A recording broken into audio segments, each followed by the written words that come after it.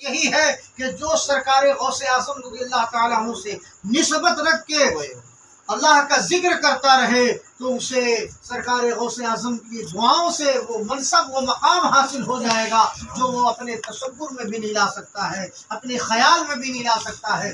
میرے آقا سرکار غوث اعظم رضی اللہ تعالیٰ عنہ کی شخصیت وہ شخصیت ہے کہ آپ ماں کے شکم سے ہی جو ہے ولی کامل بن کر کے اس دنیا میں تشریف لائے۔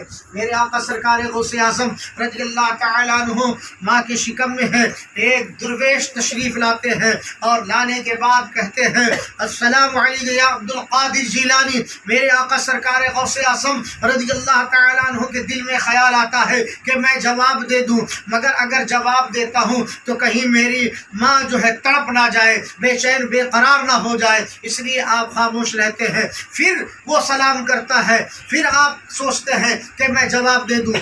جب آپ دنیا میں تشریف لائے اور سرکار غوث اعظم رضی اللہ تعالی عنہ سے انہوں نے جب سلام کیا تو میرے آقا سرکار غوث اعظم رضی اللہ تعالی عنہ نے انہیں 3 جواب عنایت فرمایا۔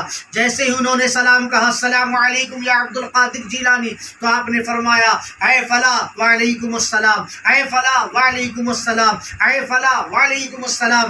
برادران ملت اسلامیہ، اور درویش نے کہا کہ آقا میں نے سلام تو 1 بار کیا ہے مگر جواب آپ جو ہے 3 بار کیوں عطا فرما رہے ہیں؟ تو آپ نے ارشاد فرمایا یہ 2 سلام جو ہے جو ماں کے شکم میں تھا اس کا دے رہا ہوں، اور جو حاضر تم نے سلام کیا اس کا دے رہا ہوں۔ سبحان اللہ سبحان اللہ، یہ مقام ہے۔ اللہ اکبر، نعرے رسالت یا رسول اللہ، فیضان اولیاء کرام زندہ باد، فیضان غوث اعظم، زندہ باد۔ نعرے تکبیر۔ اب میرے آقا سرکار محدث اعظم ہند فرماتے ہیں کہ یا غوث کہتے کہتے خود ہو جاتے ہیں غوث، یا غوث کہتے کہتے خود ہو جاتے ہیں غوث، خواجگی مل جاتی ہے خواجہ کا تو دم بھر کے دے، جس کے یہاں جو چیز رہتا ہے وہی عطا کیا جاتا ہے۔ میرے آقا سرکار غوث اعظم کے دربار عالیہ سے جو ہے ولایت بٹا کرتی تھی۔ قربان جائیے، میرے آقا سرکار غوث اعظم کا لباس اتنا بے مثال ہوا کرتا تھا کہ چور بھی دیکھ کر کے ان کے دل میں یہ خیال آتا کہ جب ان کا لباس اتنا بے مثال ہے، اتنا قیمتی ہے، تو ان کے یہاں کیا کیا چیز نہیں ہوگا۔ اس کے دل میں بھی خیال آیا کہ چلا جائے، ان کے یہاں سے بہت سارے مال و متاع مل جائیں گے، بہت ساری ہیرو جواہرات مل جائیں گے، مگر ان کو کیا معلوم تھا کہ یہ ہیرو جواہرات کو، دنیا کی دولت کو اپنے ٹھوکروں میں مارنے والی ذات کا نام سرکار غوث اعظم ہے۔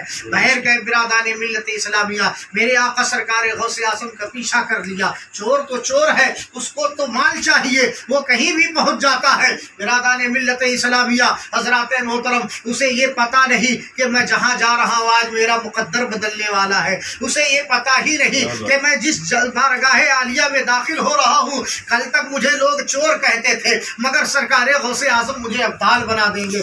بہر کے برادران ملت اسلامیہ، میرے آقا سرکار غوث اعظم رضی اللہ تعالیٰ عنہ کے یہاں تو کسی طریقے سے انٹری کر لیا۔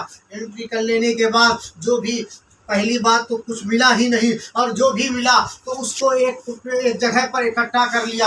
اکٹھا کرنے کے بعد دروازہ دیکھ لیا کہ کتنے قدم میں دروازہ ہے، میں اتنے قدم میں باہر جا سکتا ہوں۔ وہ اپنے جیسے ہی وہ تمام سامان کو اٹھانا چاہا تو اس کی بینائی چلی جاتی ہے، اس کے اندر وہ صلاحیت نہیں رہتا ہے کہ وہ باہر نکل جائے۔ بہر کے برادران ملت اسلامیہ، پھر وہ سامان کو پھر ایک طرف رکھ دیتا ہے، جیسے ہی رکھتا ہے پھر آنکھ کی روشنی آ جاتی ہے۔ وہ پھر سوچتا ہے کہ میں اب قدم سے گن لوں کہ کتنے قدم میں باہر ہو سکتا ہوں۔ اس نے قدم سے گن لیا، گننے کے بعد پھر وہ سامان کو اٹھاتا ہے اور جیسے ہی چلنا چاہتا ہے پھر وہ اندھا ہو جاتا ہے۔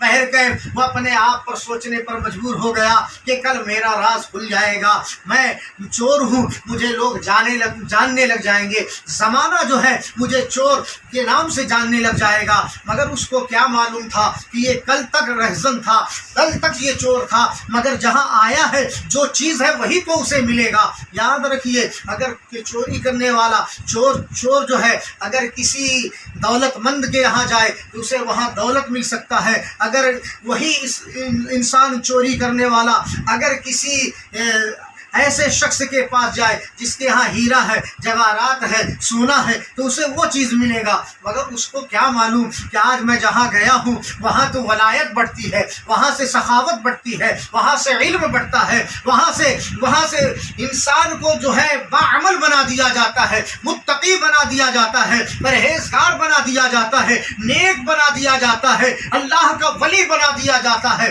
بہر کہ برادران ملت اسلامیہ، صبح ہی حضرت خضر کی آمد ہوئی، کہا کہ فلاں شہر کا ابدال کا انتقال ہو گیا ہے، لہٰذا فوری طور پر وہاں ابدال کا انتخاب فرمایا جائے۔ سرکار غوث اعظم نے فرمایا جاؤ اس کونے میں ایک ابدال بیٹھا ہوا ہے، اسے تم اٹھا کر کے اس شہر کے لیے روانہ ہو جاؤ۔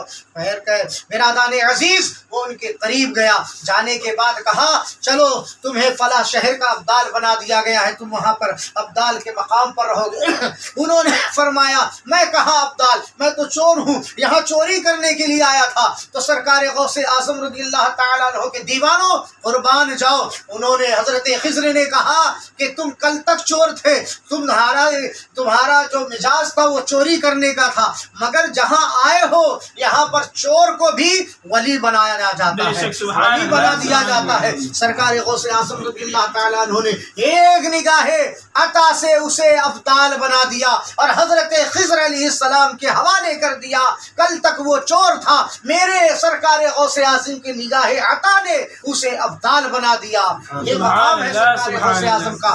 یہ محفل جو ہے میرے آقا حضور سرکار غوث اعظم کے نام کی محفل ہے، اور انشاءاللہ جس مقاصد کو لے کر کے یہ محفل آج یہاں پر رکھی گئی ہے، سرکار غوث اعظم کی نگاہ کرم ضرور اس محفل پہ ہوگی، اور جو بھی مقصد ہے سرکار غوث اعظم کی نگاہ عطا سے اللہ تعالیٰ اس میں کامیابی عطا فرمائے گا۔ اللہ تعالیٰ کی بارگاہ میں دعا ہے ہم سب کو سرکار غوث اعظم رضی اللہ تعالیٰ فیضان سے مستفیض فرمائے، اور ہم تمام اسلامی بھائیوں کے تمام مقاصد میں کامیابی عطا فرمائے، اور بالخصوص صاحب خانہ کے جو بھی مقصد ہے یا اللہ حضور سرکار غوث اعظم کے صدقے سے اس میں کامیابی عطا فرما۔ پھر میں یہ شعر پڑھتے ہوئے اپنی بات کو ختم کرتا ہوں کہ اسیروں کے مشکل کشا غوث اعظم، فقیروں کے حاجت روا غوث اعظم، اور فصا ہے بلاؤں میں بندہ پکارا، مدد کے لیے آؤ یا غوث اعظم۔